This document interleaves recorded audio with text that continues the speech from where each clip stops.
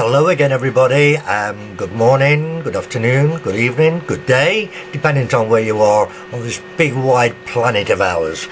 Right, now, my last video uploaded very recently featuring the car transporters also featured a how-to on the back end of the video to stop triang wobble. Now, as the camera was set up on the tripod from doing that second part of that video, and it was still on my workbench, it seemed like as good an opportunity as any to do another how-to video. So that's exactly what I'm going to do here and now. On my last but one video, which was all about the American streamlined steamers, I introduced you to some MTH coaches, Mike's Train House coaches, which had beautiful lighting in them, which remained on when you stopped at a station or refueling or water or whatever, and they were very impressive, and it gave me an idea, and also they were completely flicker free, which gave me an idea to do this video, and I will explain to you now what this is actually all about. So, lighting in rolling stock, that could be carriages, it could be locomotives, you know, front light, back light, whatever. Any kind of illumination in rolling stock and locomotives can either be old-fashioned bulbs, or which is commonly known as an incandescent lamp. To you it'll just be an old-fashioned bulb, or it could even be more modern LEDs. Now the thing is, LEDs are far superior to the old-fashioned bulbs because they draw much less power, and it's a lot better thing to use LEDs than the old bulbs. And of course you can convert from the old bulbs to LEDs, and also a lot of modern stuff already has the LEDs in. But then again, if you convert and or if you have something modern which already has the LEDs, great, but you may have noticed that they flicker a lot. If the connection to the wheels are a little bit iffy or a little bit on and off, you know, they actually flicker. But the flicker free type illumination has been out for a few years now. It's not actually a new thing, but strangely enough, a lot of people, or a lot of companies, sorry, still aren't including it in their illuminated vehicles. Now, having done some research on the internet about this, flicker free kits are available, and they say they've been out a little while now, but they do, for me, most of them do seem to be a little bit of a mess about. There's a lot, you've got like separate resistors for each diode, for each light emitting diode, which is quite the normal. Every LED has to have a ballast resistor, but they go on about using a separate resistor for every LED, blah blah blah, and to me it just seems a little bit long-winded, because nowadays you can simply go down to your Maplin store, if you're here in the UK or anywhere in the world. You have your local electronics store, component store, and you can buy LED strips with 1, 2, 4, 6 or as many as you want on them. Sticky back. They've also already got the ballast resistor built in, so you don't have to mess around adding a resistor. You just literally stick them where you want them, chuck the 12 volts at them or thereabouts, and away you go. It's that simple. So what I've done here, I've compiled a few examples of this to show you and how to convert and or upgrade your rolling stock lighting. Right, now from the basics, let's start at the very beginning. Here we've got a single 12 volt LED on a strip, which is just a single one obviously, sticky back, so you can basically stick it where you want. And as I was saying to you earlier, all these strip ones, as far as I know anyway, all the ones I've ever had anything to do with, they've always got the ballast resistor built in, which is surface mount, and you can see it there. So you don't have to mess around putting another resistor in line, because it's already here on the board, so to speak. So what we'll do, we're going to come in now with our power supply. Now here I've got my 12 volt DC power supply, red and black obviously. Now the polarity on a light emitting diode is very important. So if we now put our 12 volts across this single one, we'll get that on there and that on there, she now lights up, which is perfectly alright, perfectly normal. Now if we turn the wires around like so, so I've now got the black on my left, which is the negative, and if I put them on it now the wrong way around like so, it won't work. And that's because an LED has to have the collect the correct polarity. Again, going back to the original, positive on the plus, and she lights back up. So this is okay until, if we fit one of these in our loco or a carriage, it's okay until you go the opposite way with the carriage, backwards, or if you happen to turn it round and put it on the line the opposite way, it's not going to light up. So that is our first problem, and here's how we solve it. Right, so here we go then to solve the first problem. This, guys and dolls, here is called a bridge rectifier, or a four-way bridge. Now, as you can see, it's marked on the top, got a plus there for the positive, which means the opposite leg here has to be the negative, and these two are the AC inputs, which I'll come to in a minute. So what we're going to do, remembering that we have to get the polarity right every time on the LEDs, we know the plus is up here, that's the plus input there, so I'm going to solder the plus leg of the bridge rectifier onto it, like that, and then of course the opposite leg, being the negative, will get put there. Now I'm going to tell you, this bridge rectifier is a massive overkill. It's actually a 1000 volt one at 1 amp, or might even be 1.5 amp on these. It's a massive overkill, but I've done it on purpose just to explain to you and show you how this works. Right, so we've now soldered a bridge rectifier onto the LED. Doesn't matter whether it's got 1 or 21. Positive is coming off the bridge rectifier there, negative is coming off there. We've now got the two inputs up in the air. Now let's just try the trick again. Let's get it to stand for you, obviously. Come on, stand. Oh, come on, stand still.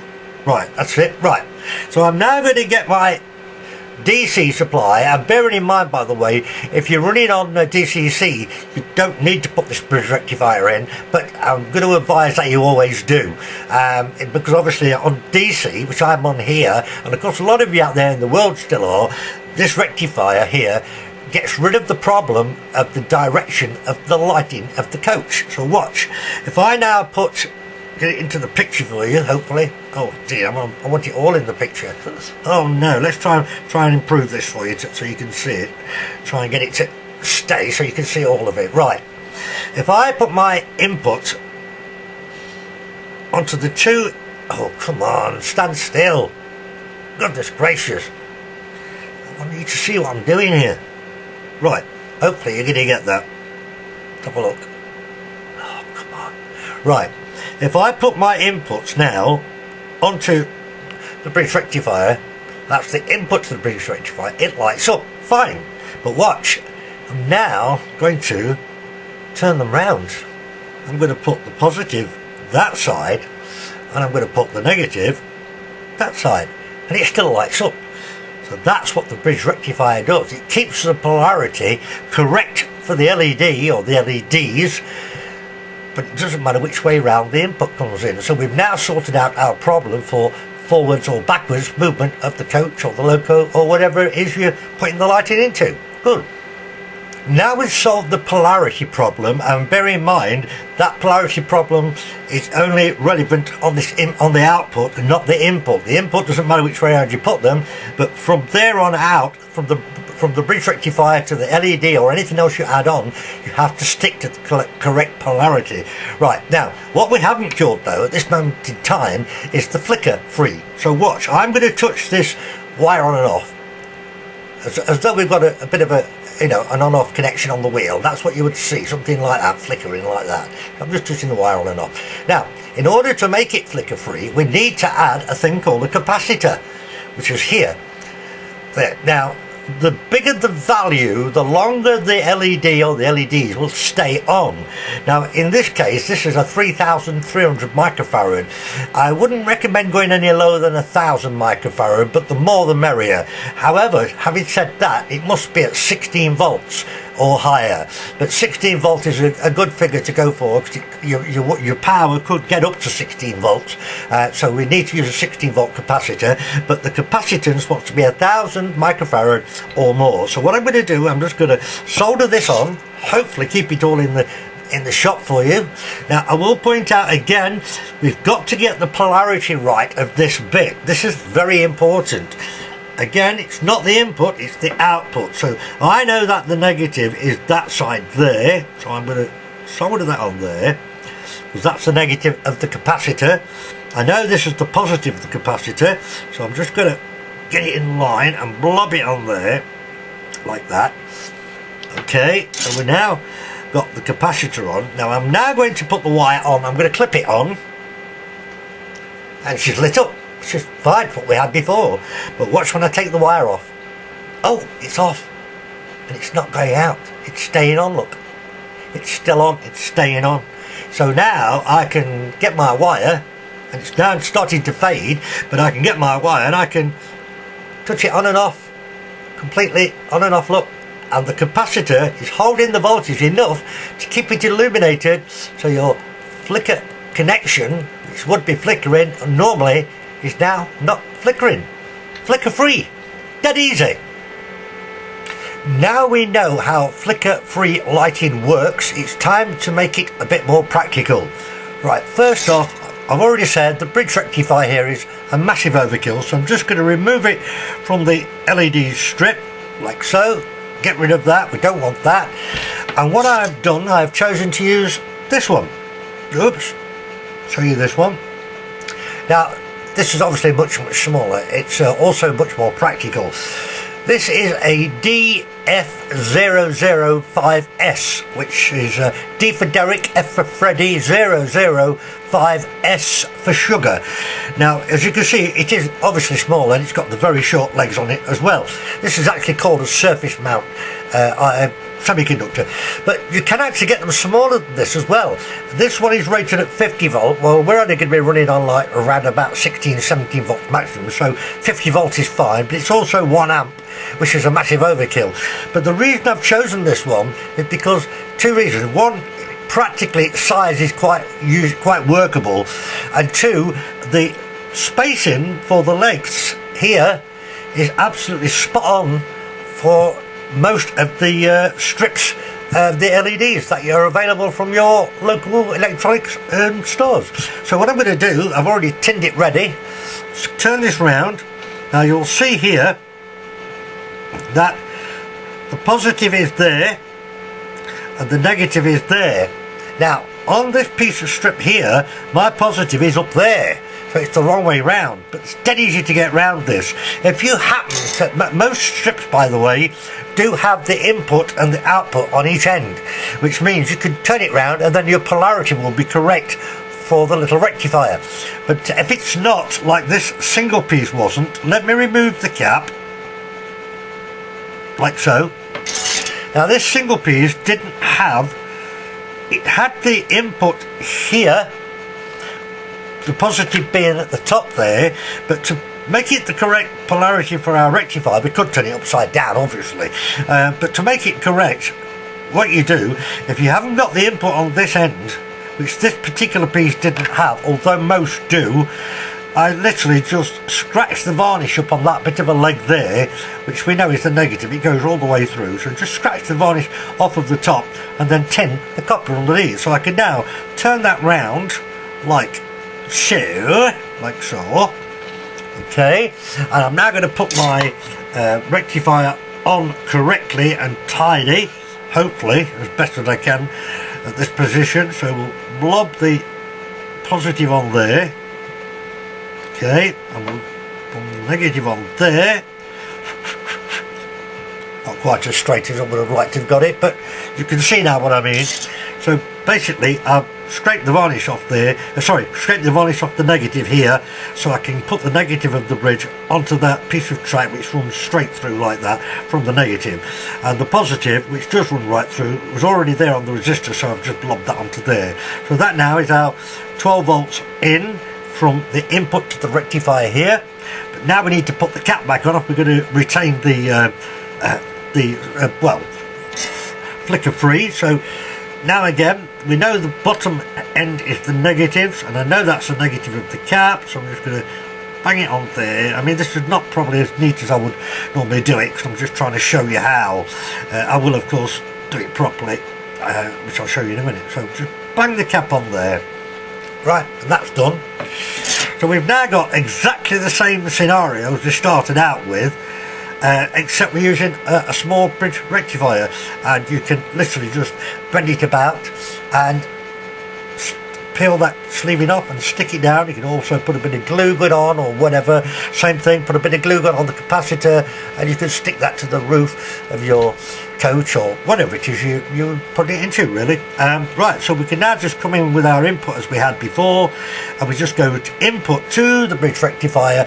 Doesn't matter which way round, we just put it on and we're alright. So that is more or less a completed kit or completed unit ready to fit into the loco or the carriage.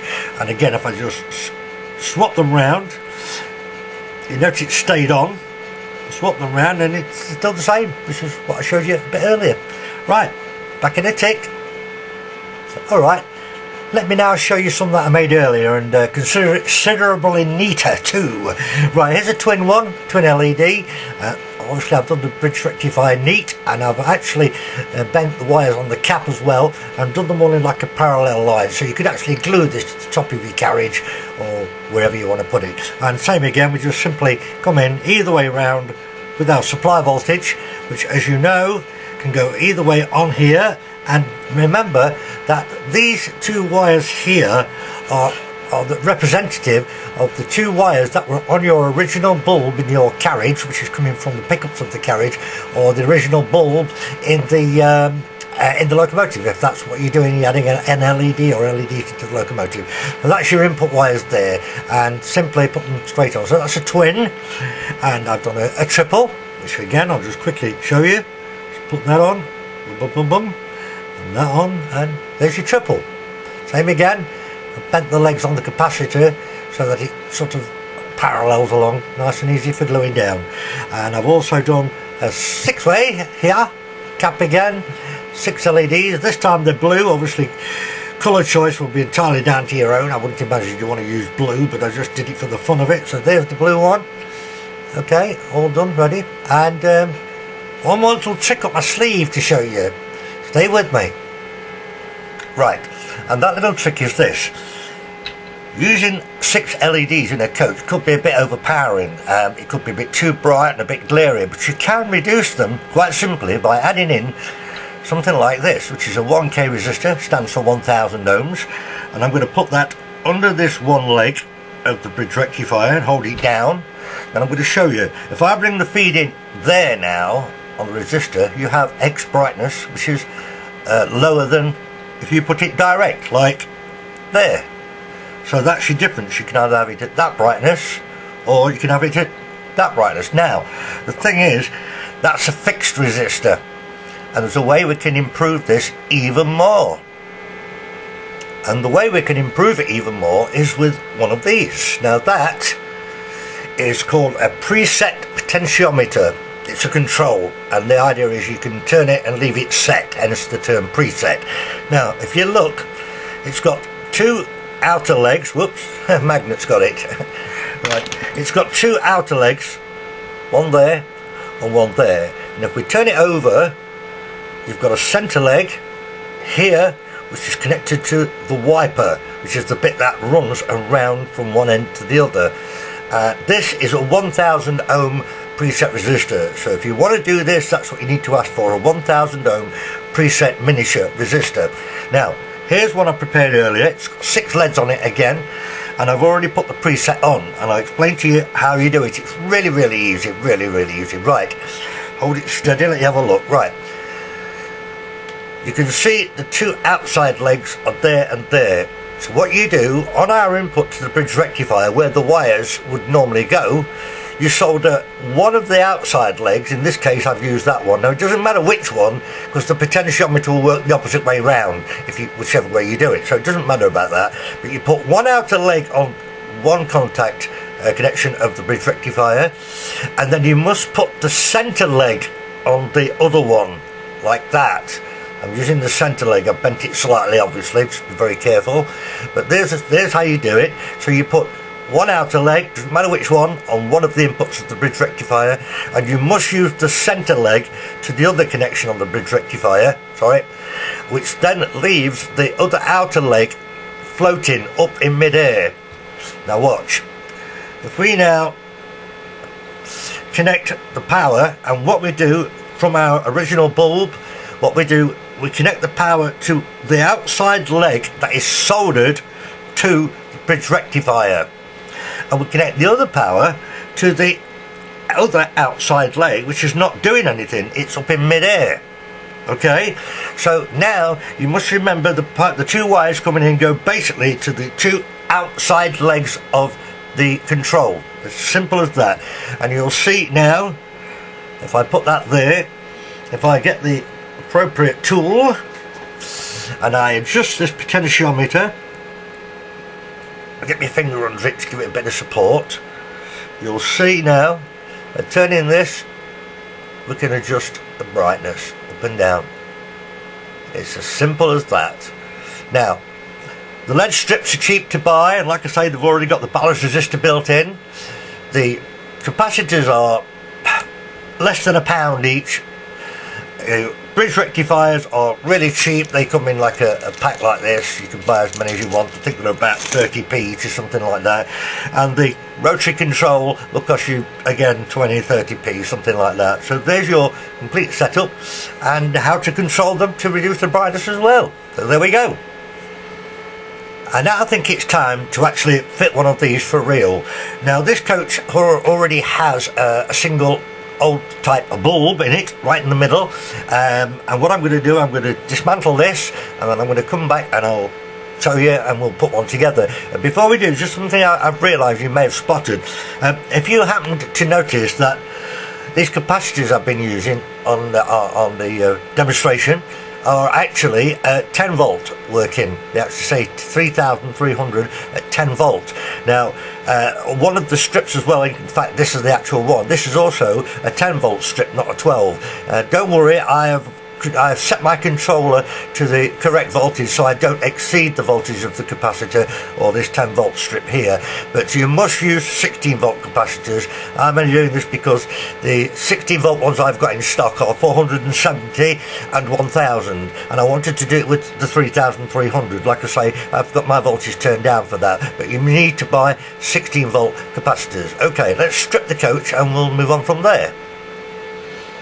Well, you can see here that I've now stripped this roofing section out of the coach, which has got the lighting part in it. Yeah, I put the coach body, the roof and the glazing section completely out of the way because we're going to be using a soldering iron, and I have only once had an accident with a soldering iron and a plastic body of a coach.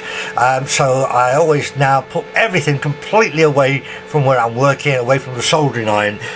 Don't want any more accidents like that. But I have just had an even worse accident. I can't believe it. I've had to change the towel. My working towel, I've had to change it. I have just knocked over a full glass of Irish coffee. Oh, what a mess. And I hadn't even had a sip of it. I can't believe it. And if you don't know what an Irish coffee is, it's coffee with demerara brown sugar, a whiskey, hot water and double cream on the top. It's like drinking silk, and I've just completely knocked the whole lot over. Oh, back in a minute. Alright then, seriously, getting back to the job in hand. Like I said, this is out the roof of the coach. It's called a diffuser. If you've never heard of that, that's what it's called. Now, a diffuser can be made out of glass, it can be made out of fibre optic, it can be made out of perspex, which most of them are like this. Now, the way a diffuser works, if you shine a light into the ends of it, or in this case in the middle, or even like the screw holes there, if you shine a light into the sides horizontal of a diffuser, what it does, it passes the light along and allows it to shine down, which in this case it would obviously be that way round, the silver sided pieces to reflect the light down into the coach. This particular one has only got one old-fashioned bulb in the middle, which is alright. The ones I showed you on the MT8 coaches in the last but one video for the daylight locomotive, they have got an LED in each end, and it actually works better if you do have light source at each end rather than just one in the middle. But anyway, this has got the one. At the moment it's wired up to it's just an ordinary bulb at the moment, as it was in the coach. What I'm going to try here, I'm going to turn out the lighting, hopefully, and that one, and hopefully you'll see. Right, okay, that's probably dazzling the camera.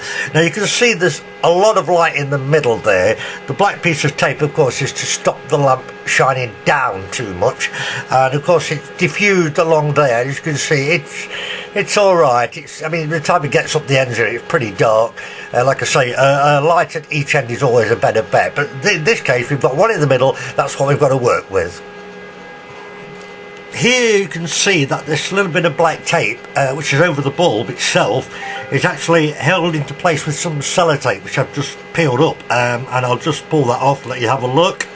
So there's the bulb inside that circle there, and of course, like I said, the light from the bulb, the biggest majority of it would be going into the side of the diffuser, because the black tape is obviously covering the top. Excuse me, and the silver is obviously reflecting the light back down. So that's what we've got to work with here. And again, like I say, you'll see that come on like that. That's how it works. The other thing I don't like about this is sellotape to hold the black piece on, because it was actually a lot longer than that. I put it shorter because sellotape does not diffuse light very well, and the sellotape was like right back here, which is a little bit of defeating the object, because it does, generally speaking, block the light to a certain degree. So I don't really like that idea. But anyway, so we'll take that off, and like I say, there's the bulb, the old 12-volt bulb. So I'm now going to try and decide what I'm going to do with this. Now, earlier on in the video you saw the single LED, which I've got here. I have removed the capacitor from it for a very good reason, and I'll explain that to you right here and now. First of all, if we're going to put this here, I'm not quite sure how this is going to work, because the light output from the LED is going to be pretty much in a straight down position, and I'm not quite sure by putting it upside down in the hole like that how well that light is going to reflect into the sides of the diffuser. So this is a bit of a trial and error for me on this one, and the reason I've removed the cap is because if you look at it like this, if we do end up with it facing that way, which hopefully will work, and the cap's on it, well then the cap is going to block light from the diffuser. So what I should do, which is probably a good thing to do, you may have to do this a few times depending on how the layout of the diffuser and the lights in question on the job you're doing works. It's a good idea to just take the cap off and put it in a separate compartment at the end of the coach, and there's a very thin red and black lead and solder them on there, so a nice thin pair of wires will not obstruct as much light as that would be if it was stuck straight on the end of the lead strip like that. Here then, I've removed the old 12-volt bulb there with its wires, and what I've done quite simply is I've hooked up the power supply to the input to the bridge rectifier, which we know we have to use so that the light comes on in both directions, and I've literally turned the LED over and I'm facing it into the hole. I'm going to hold it down with my finger, and we're just going to try this in the dark and see what the results like. Okay, so kill the light in and power up. Oh yes, oh that's as good as the bulb, if not better. Oh absolutely. I don't think we need to worry too much about this. I think we can afford to put it facing like that, and that is absolutely fine. As I say, I think an LED on each end would be better, but this is what we've got to work with, so that's what we're going to do. Stay with me. So if I may refresh your memory from earlier on in the video regarding this single LED. Oh, and by the way, I did forget to tell you something. This is a warm white. I don't think I've mentioned this to you earlier on, but warm white is the best colour for putting in coaches. You know, white tends to be a bit overpowering and seems to have a bit of a hint of blue in it really, but warm white is a good colour to use, which this one is, and it's the only one I've got. Right, now you may remember we discussed the fact about putting the bridge rectifier on, and obviously the polarity has to be correct for doing this. Now I did it in such a way by putting it on that side that it's more or less flat for gluing down, but course we want to put this LED in that way now, so rather than waste time and make the video unnecessarily longer, I'll just briefly tell you what I'm going to do. I'm going to remove the rectifier. I'm going to put it on the other end, but I'm going to put it on upside down, which then we have the hump of the bridge here will be the opposite way, will give us more or less a flat surface to put that down onto the diffuser here. So I'll do that and I'll come back to you. Now, quite simply, what I've done here is, you can see I've done what I said. I've taken off the bridge rectifier and I've turned it over. Obviously, I've had to go to the other end of the LED strip because of the positive and the negative have to stay correct. And we've got the positive here, which is the positive there. And of course, that's on the other way around, which now allows me to turn that over, and I'm going to super glue that flat down like that into the middle of the hole.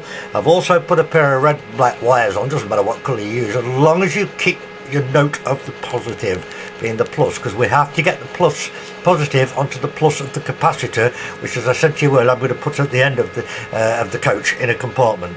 But I can now super glue this rectifier flat perfectly, and I'll come back to you in a few minutes when I've done that. There we go then, guys. Like I said, I've turned the bridge rectifier over and soldered it the opposite way so that I can get it more flat for this particular job anyway. The LED is now facing upwards into the diffuser.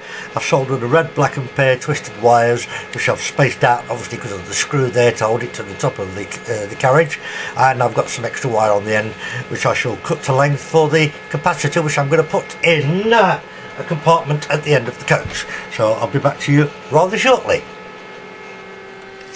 Now guys, you should hopefully see here what I've done. I've glued the capacitor in the compartment at the end of the coach. I've glued it to the rubber corridor, the corridor section, you know, what clips pushes into there, and that's keeping it up in the air because there is a mechanism for the coupling underneath it on this particular type of coach.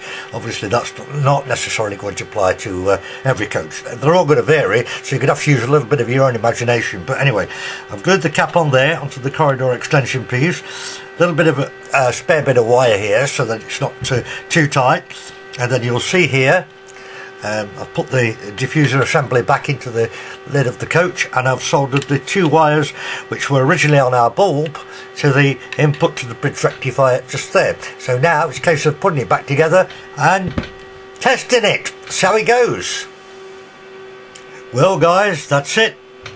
She's all back together. So now the old saying what I keep using, proof is in the pudding. We just need to kill the lighting, blah blah blah, and blah blah blah, and we'll power it up and see what we've got.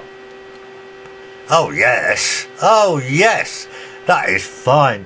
But I mean, like I said to you earlier, you were always going to get more light in the middle because you've got the bulb is in the middle. It's always better if you have a, sorry, not a bulb, the LED, but it's always better if you have an LED at each end. But that's good. In fact, that's much better than the original bulb was doing. So I'm quite happy with that, and I'll just literally switch the power supply off, ba-bum, like so, and as you can see, the capacitor is holding the charge, keeping the LED lit. It's going to slowly fade out, but of course if that was an intermittent connection on the wheels or a bit of dirt or crap on the track where it would normally flicker, it's not going to flicker. And that's it. So we'll just put the light back on and just give you a very simple refresh. Okay, let the camera refocus. That's it, cool. So that's it. So now you know how you can improve your existing rolling stock if you want to upgrade from a bulb to an LED or LEDs, blah blah blah. You can also use them in locomotives for a front or back headlight and again convert, or you can even add them to items which don't actually have any light in it. But remember this though, when you do that, it does involve quite a bit more because you've got to add the pickups to the wheels. Like here, I've got the power supply on the relevant pickup wheels for the lighting, which was already in this coach. But that's it, that's how you do it. Just one more thing to mention to you: if you have rolling stock of any kind that is already fitted with LEDs, so a typical example would be the Hornby, all the new Hornby Pullman stuff with the observation coach and everything. They've got all the illuminated table lamps, which of course are done by LEDs, but they do occasionally flicker. And all you would have to do if you have rolling stock which has already got LEDs. All you've got to do is add the capacitor across the supply to the LEDs. That's all you got to do, making sure you get the polarity the right way round, obviously, and then it will make them flicker free.